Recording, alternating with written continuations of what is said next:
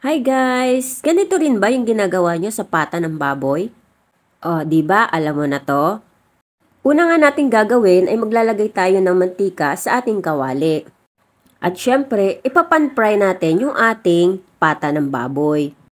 Mga mare, kung kayo pipili ng pata, ang piliin nyo yung laging nasa unahan dahil malaman ito.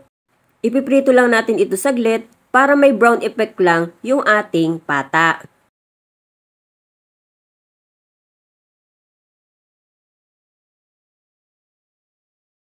At syempre, babaliktarin natin to para yung isang side naman niya yung maprito.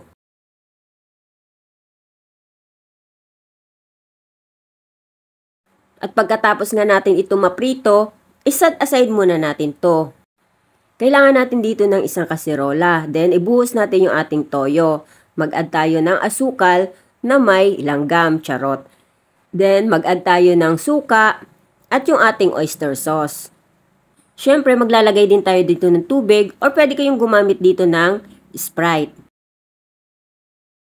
Mag-a-add din tayo dito ng bawang, star anise, buong paminta, at ang ating bay leaves.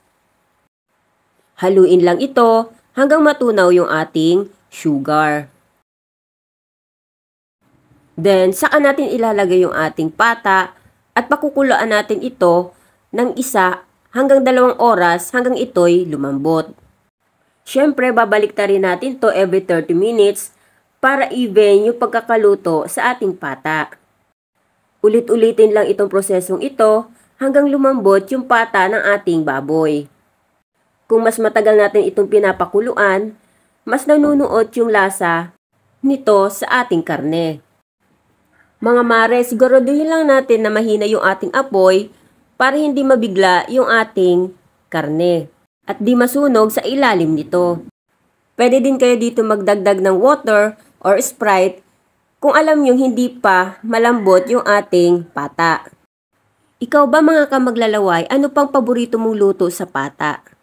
At kung hindi mo pa ito nasusubukan, itry mo na at nasa hulihan lang ng video yung ating mga sangkap. O diba, ang sarap-sarap na ng tingnan? Ikaw kaya ang ilaga ng 2 oras kung hindi ka lalambot? Itry mo siyang tusukin para makita mo kung malambot na. Nakikita mo naman, napaka-juicy. Kung hindi pa kayo satisfied sa lambot niyan, pwede nyo pa itong pakuluan. Mga mare, pwede kayo dito maglagay ng bok choy or pechay. At kung mahilig kayo sa fruity sweetness na flavor, pwede kayong mag-add dito ng pineapple slices. Hanggang sa muli mga mare, salamat sa panunood. God bless!